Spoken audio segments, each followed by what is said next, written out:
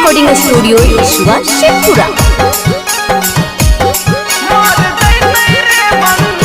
बंदे धाका लगत रेलिया से कटत रे बंदे धाका लगत रेलिया से कटत रे बंदे मोदिया निरबंसा मर जैतै रे बंदे मोदिया निरबंसा मर जैतै रे बंदे आरामी जबान के कनैलक रे बंदे आरामी जबान के कनैलक रे बंदे मोदिया निरबंसा मर जैतै रे बंदे मोदिया निरबंसा मर जैतै रे बंदे।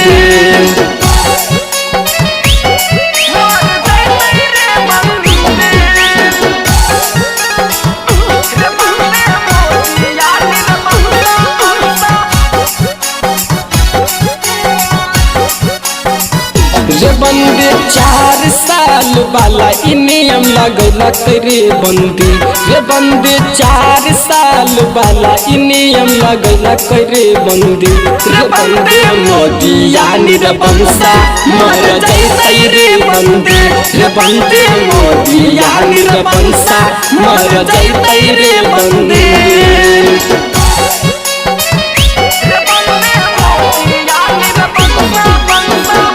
रिकॉर्डिंग स्टूडियो ईश्वा शेखपुरा।